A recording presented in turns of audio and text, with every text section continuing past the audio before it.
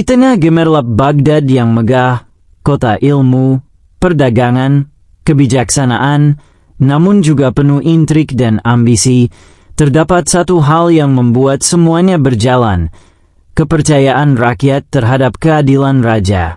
Karena di Baghdad, kata orang bijak, jika perdagangan berjalan lurus, maka kota akan tetap tegak. Jika keadilan bengkok, maka kota roboh bahkan tanpa angin. Namun pada suatu pagi yang panas, Baghdad berubah menjadi kota penuh bisik-bisik. Ada yang mencuri, ada perampokan, ada skandal istana.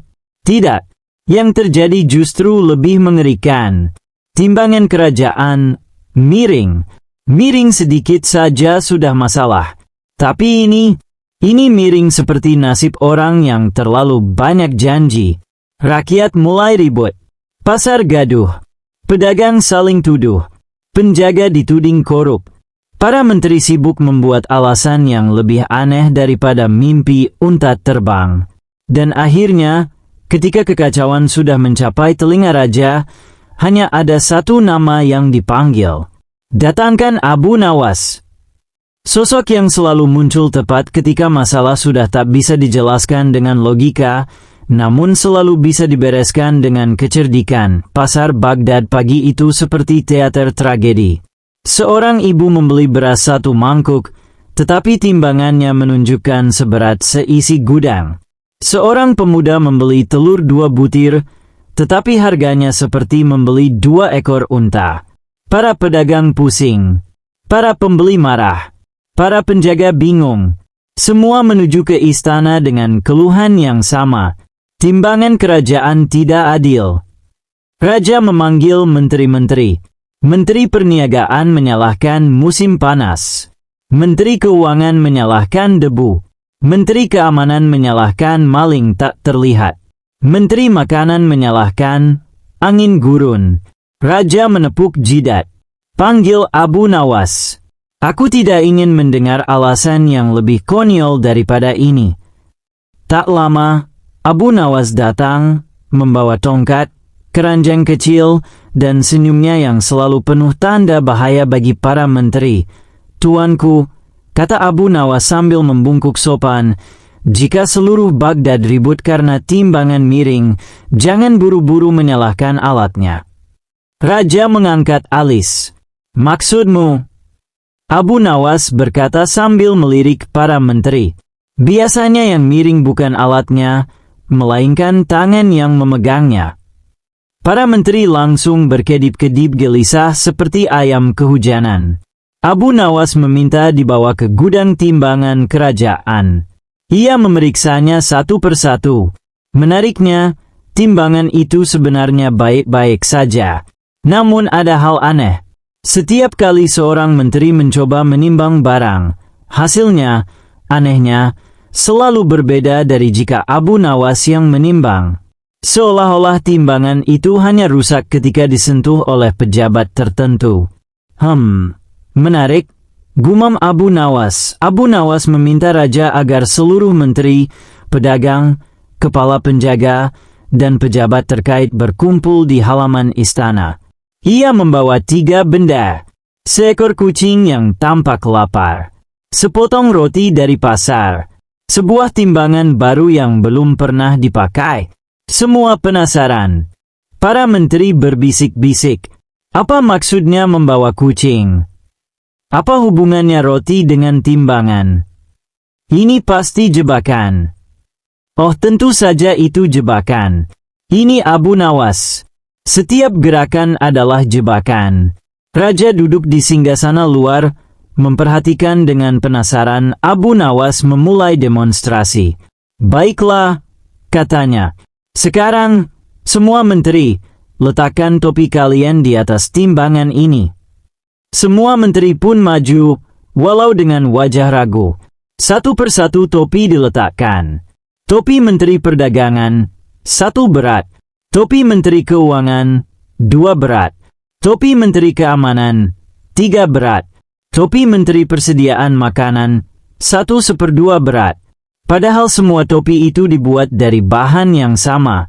Rakyat yang menyaksikan tertawa bingung. Para menteri gemetar.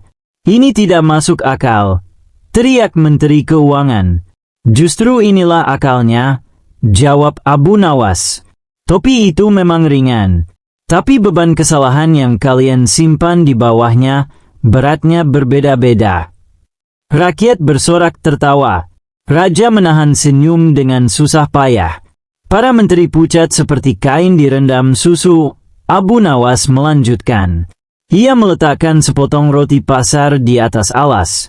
Kemudian ia mendekatkan kucing yang tampak kelaparan. Anehnya, kucing itu mengendus, lalu mundur. Bahkan tidak menjelati sedikit pun. Abu Nawas berkata lantang, "Jika kucing yang lapar saja tidak mau memakan roti ini, berarti roti ini berkualitas rendah. Mungkin basi. Atau mungkin terbuat dari tepung sisa yang tidak layak." Pedagang roti langsung gemetar seperti dedaunan diterpa badai. Abu Nawas menatapnya dan berkata lembut namun menusuk. "Kualitas roti bukan salah timbangan. Itu salah hati yang mengurangi kualitas dan mengambil untung berlebih." Rakyat bertepuk tangan.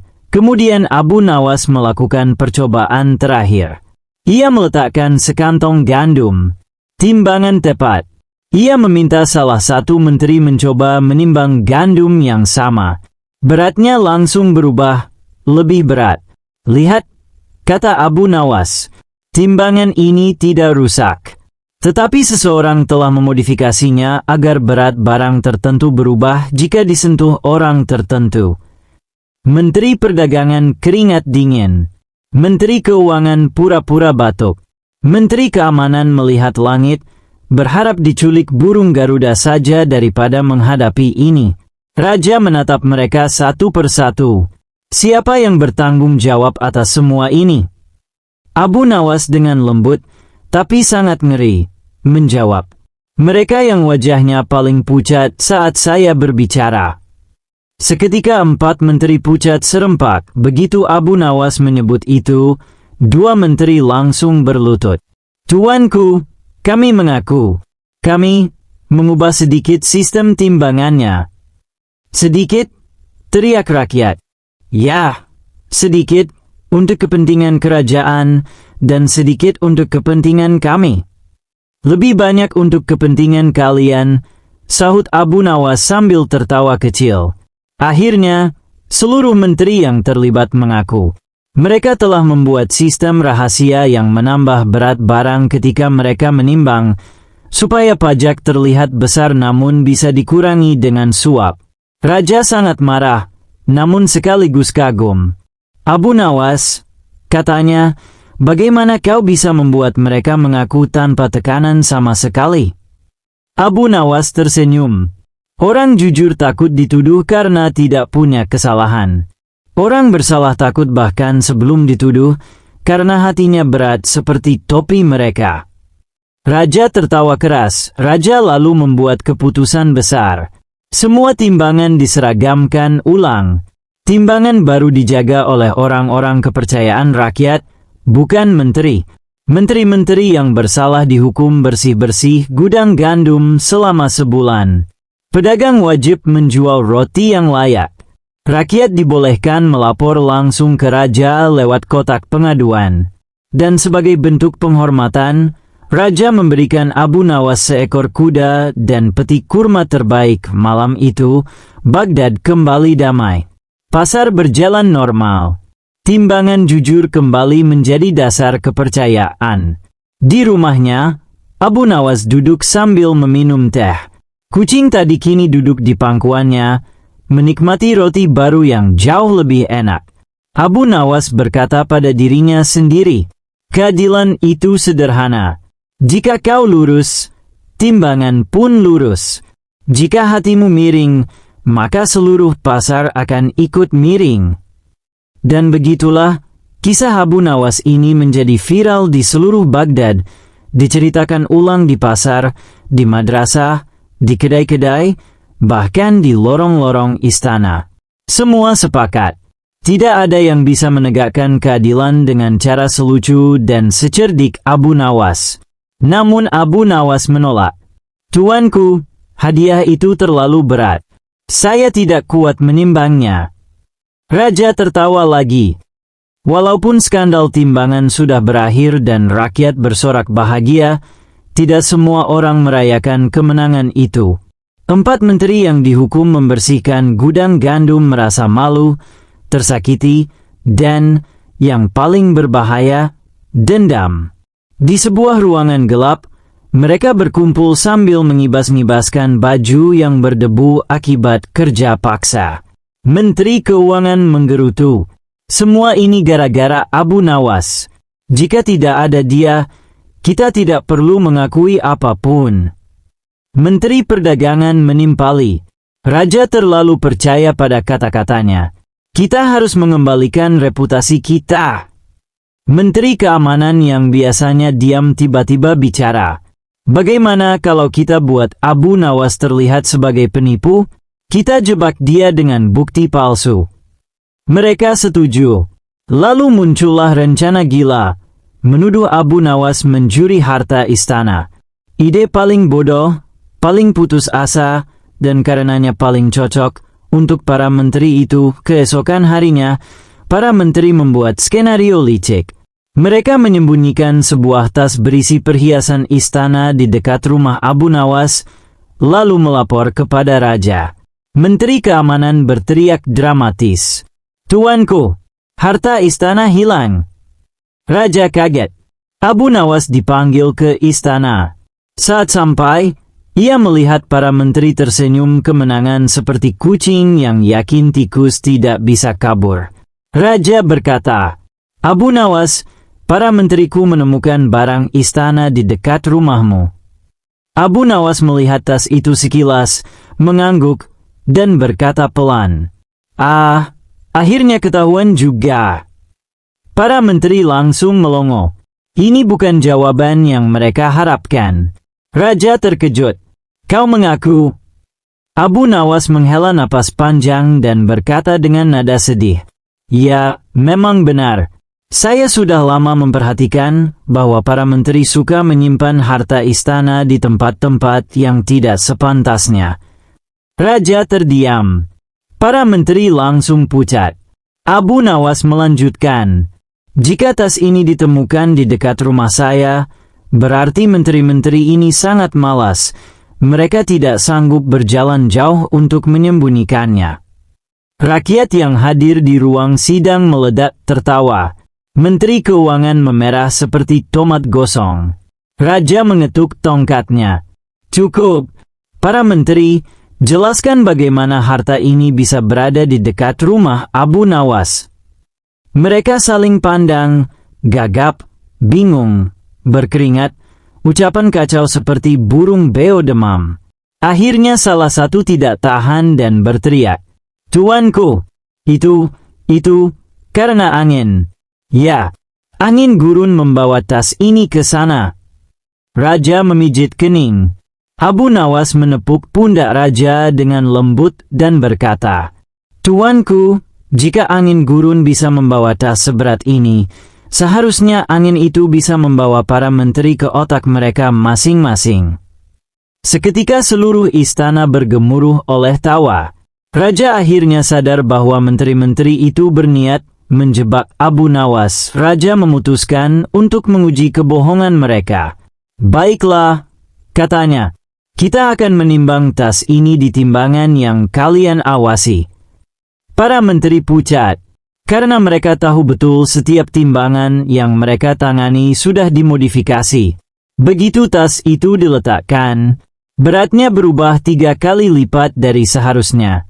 Raja berdiri dari singgasana. "Jadi, kalian ingin menuduh Abu Nawas menggunakan alat curang yang kalian sendiri buat?" Hening. Raja akhirnya menghukum mereka. Membersihkan seluruh gudang istana. Menjaga pasar selama 2 bulan. Menulis surat permintaan maaf yang ditempel di pintu pasar. Dan sebagai hukuman tambahan, mereka harus menimbang setiap barang secara manual tanpa bantuan alat apapun. Sementara itu, Abu Nawas diberi hadiah sekarung kurma dan jubah baru. Abu Nawas berkata, "Terima kasih, tuanku. Tapi saya perlu sesuatu yang lebih penting." Raja terkejut. "Apa?" "Timbangan khusus untuk para menteri yang hanya bisa menimbang kejujuran mereka." Raja tertawa terbahak-bahak sampai air matanya keluar. Dengan semua kejadian itu, Baghdad kembali damai. Rakyat kini percaya bahwa timbangan di pasar jujur, pedagang berani menolak suap, para penjaga lebih berhati-hati, dan para menteri jauh lebih pendiam. Toko-toko kembali ramai, harga stabil. Rakyat merasa merdeka dari ketidakadilan kecil yang selama ini membuat hidup mereka berat. Dan di tengah semua itu, cerita tentang bagaimana Abu Nawas menjebat balik para menteri menjadi viral dari pasar ke kedai, dari kedai ke madrasah, dari madrasah ke lorong istana. Anak-anak menirukan ucapan Abu Nawas. Orang bersalah takut bahkan sebelum dituduh. Para pedagang menirukan, "Jika kucing tak mau makan, pasti ada busunya." Para menteri hanya bisa menunduk malu ketika lewat. Suatu malam, Raja mengundang Abu Nawas ke istana secara pribadi. Di ruang paling tenang, hanya ada 2 kursi, 2 cawan teh, dan lampu minyak yang menyala redup. Raja berkata, "Abu Nawas, aku ingin bertanya, mengapa para menteri lebih mudah melakukan kebohongan daripada memperbaiki kesalahan?" Abu Nawas tersenyum, menyesap teh hangatnya, lalu menjawab, "Tuanku, memperbaiki kesalahan itu butuh kerja, sedangkan berbohong hanya butuh mulut." Raja tertawa kecil. Abu Nawas kemudian berkata lagi, "Dan ingat, tuanku, jika seorang pejabat melakukan dosa kecil, ia akan menutupinya dengan dusta besar. Jika ia melakukan dosa besar, ia akan mengatakan bahwa itu demi kebaikan kerajaan." Raja terdiam, memahami maksudnya. Raja akhirnya berkata, "Lalu bagaimana aku harus memilih orang yang benar-benar jujur?" Abu Nawas memberikan jawaban yang menjadi legenda di Baghdad. "Pilihlah orang yang takut melakukan kesalahan sebelum ia diberi kekuasaan. Karena orang yang baru takut setelah diberi kekuasaan, biasanya sudah merencanakan sesuatu." Raja terkesan, mengangguk pelan. Malam itu, Baghdad memiliki 2 cahaya, lampu minyak di istana, dan kebijaksanaan Abu Nawas yang menyala lebih terang dari seluruh lentera kota. Beberapa hari setelah percakapan malam itu, Raja mulai berpikir, "Abu Nawas selalu menasehatiku agar berhati-hati memilih orang jujur. Tapi bagaimana aku tahu bahwa dirinya sendiri juga jujur?" Raja ingin menguji, bukan karena ragu, tapi karena penasaran apakah Abu Nawas bisa selucu dan secerdik itu bahkan ketika diuji oleh raja sendiri. Maka raja mengirimkan seorang pengawal yang menyamar sebagai pedagang kaya ke rumah Abu Nawas. Tujuannya, mengujinya dengan uang besar. Pengawal menyamar mengetuk pintu dan berkata, "Abu Nawas, saya mendengar Anda orang yang jujur. Saya ingin menitipkan peti emas saya seminggu. Jika Anda menjaganya, saya beri hadiah besar." Abu Nawas menatap peti itu tanpa menyentuhnya. Lalu ia berkata, "Aku bisa menjaga emasmu. Tapi ada satu masalah." "Apa?" "Rumahku tidak pernah mengkhianatiku, tapi manusia yang menitipkan biasanya mengkhianati diri sendiri." Sang pengawal bingung. Abu Nawas melanjutkan, "Jika aku jaga emasmu, dan kau lupa bahwa kau menitipkan, nanti kau menuduh aku yang mencuri. Jika aku kembalikan, kau akan bilang isinya berkurang. Jika aku tidak mau menerima, kau bilang aku tidak menghargaimu." Abu Nawas lalu menepuk pundaknya. Masalah terbesar bukan pada emasnya, tetapi pada sang pemilik yang tidak percaya pada siapapun.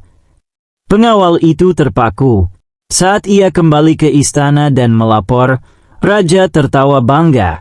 "Benar, Abu Nawas bahkan tidak mau menyentuh uang saat ujian karena ia tahu jebakan lebih berbahaya daripada godaan.